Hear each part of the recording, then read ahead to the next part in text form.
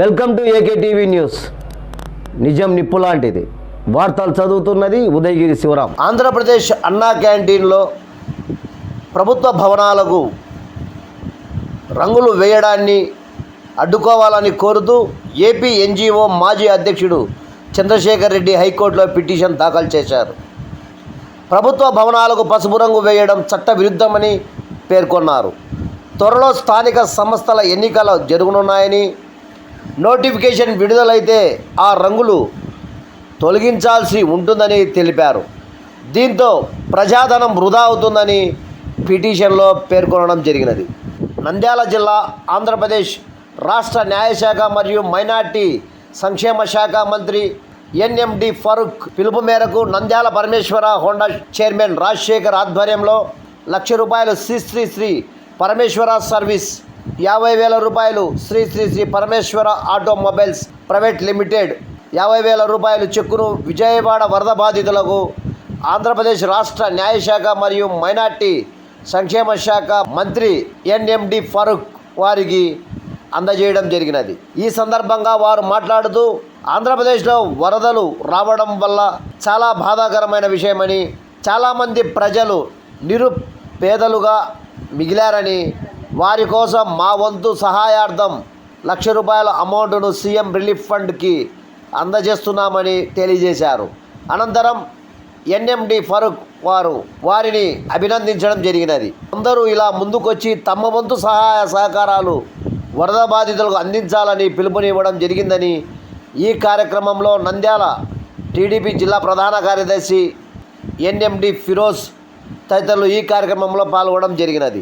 తిరుమల బ్రహ్మోత్సవానికి ముఖ్యమంత్రి చంద్రబాబుకు ఆహ్వానం. పవిత్ర పుణ్యక్షేత్రం తిరుమలలో అక్టోబర్ 4వ తేదీ నుంచి జరిగే బ్రహ్మోత్సవాలకు హాజరు కావాలని ముఖ్యమంత్రి నారా చంద్రబాబు నాయుడును టీటీడీ ఆహ్వానించింది. ఉండవల్లిలోని చంద్రబాబు నివాసానికి వచ్చి దేవస్థానం EO J Shyamala Rao, additional EO Venkaiah Chowdary ముఖ్యమంత్రికి బ్రహ్మోత్సవాల ఆహ్వాన పత్రిక అందించి బ్రహ్మోత్సవాలకు రావాల్సినదిగా కోరారు. ఈ సందర్భంగా అర్చకులు, వేద పండితులు ముఖ్యమంత్రి చంద్రబాబు నాయుడుకు ఆశీర్వచనం ఇచ్చి తీర్థప్రసాదాలు అందించారు. ఆలయ అధికారులు, పండితులకు ముఖ్యమంత్రి ధన్యవాదాలు తెలిపారు. దిగొచ్చిన పంతం వైద్య సిబ్బంది అందరూ రియాక్ట్ కావడంతో దిగొచ్చి క్షమాపణలు చెప్పిన కాకినాడ రూరల్ ఎమ్మెల్యే పంతం నానాజీ. కేసు ఫైల్ చేయొద్దని కూడా అడగట్లేదు. జరిగింది నేను డాక్టర్ జాతిని కానీ ఇంకొక జాతిని కానీ ఉద్దేశించి నేను మాట్లాడలేదు. అలాగే ఎవరితోటి ఎప్పుడు ప్రవర్తించలేదు. ఫస్ట్ టైం ఉద్రేకపూర్వకంగా జరిగింది. తీరా చూస్తే ఈయన నా మిత్రుడే. ఆ చీకట్లో తీరా చూస్తే ఈయన నా మిత్రుడే. సరే, అది వదిలేస్తే అది జాతిపరంగా ఒక వృత్తిపరంగా వెళ్తుంది కాబట్టి ఆ వృత్తికి క్షమాపణ చెప్తా ఉన్నాను నేను. దానికేంటి సార్? హెచ్ఓడి సార్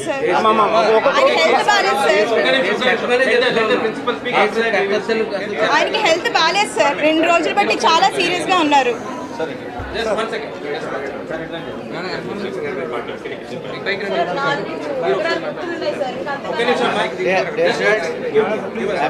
ఎమ్మెల్యే గారు కేసు ఫైల్ చేయడానికి కూడా అడగడానికి రాలేదు.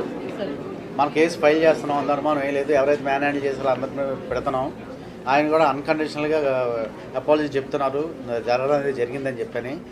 ఎస్పెషల్లీ పేషెంట్స్ దృష్ట్యా మనం స్ట్రైక్ అది ఏమి వెళ్ళొద్దు, ఏం చేయొద్దు. ఒకవేళ నిజంగా కానీ ఇది ఇక్కడతో ఆగిపోతే మనం స్టార్ట్ చేద్దాం, ప్రాబ్లం ఏమీ లేదు.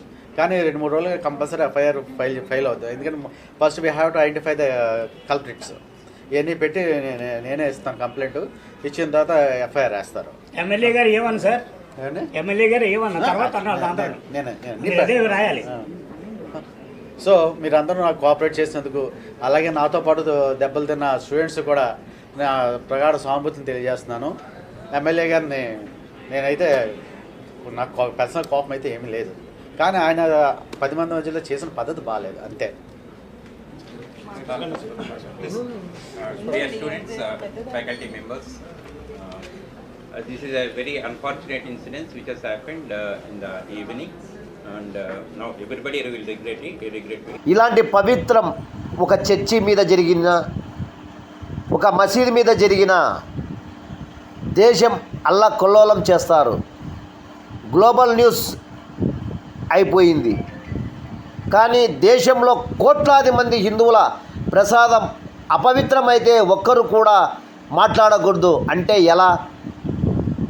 మేము ఇస్లాం, క్రిస్టియానిటీ అన్ని మతాలను సమానంగా గౌరవించే వాళ్ళం. ఇంత వివాదం జరుగుతుంటే బయటకు వచ్చి మాట్లాడాలి. ఇతర మతాలలో ఇలా అపవిత్రమైతే ఊరుకుంటారా అని ఆంధ్రప్రదేశ్ డిప్యూటీ సీఎం పవన్ కళ్యాణ్ తెలిపారు. నాకు నిజంగా ఇంకో వేదన కూడా ఉంది. ఇది ఇంకొక నిందించట్లా. తిరుమలలో ఉండే ఇంతమంది సేవ చేసుకునే వ్యక్తులు కానీ మీరందరూ హిందువులే కదా. మీరందరూ టీటీలో ఉండే వందలాది మంది ఎంప్లాయీలు, మీకు ఉద్యోగులు, వేలాది మంది ఉద్యోగులు, మీరందరూ ఏం చేస్తున్నారు? మీరు హిందువులు కాదా? మీరు స్వామివారికి అపవిత్రం జరుగుతూ ఉంటే మీరు కల్తీ నేతలు మీకు తెలిసి కూడా మీరు ఎందుకు కాముకున్నారు? భయపడ్డారా వైసీపీ అంటే? వైవి సుబ్బారెడ్డి గారంటే భయపడ్డారా? ధర్మారెడ్డి గారంటే భయపడ్డారా? ఏ స్వామి అయితే మీకు ఆశ్రయం ఇచ్చారో ఆ స్వామికి అపవిత్రం జరుగుతూ ఉంటే మీరందరూ కాముగా కూర్చునే మీకు ఎలా వచ్చింది? మీకు ఇది నేను సాటి హిందువులను కూడా నేను ప్రశ్నిస్తున్నాను. మీరు కూడా తప్పు చేశారు దీంట్లో.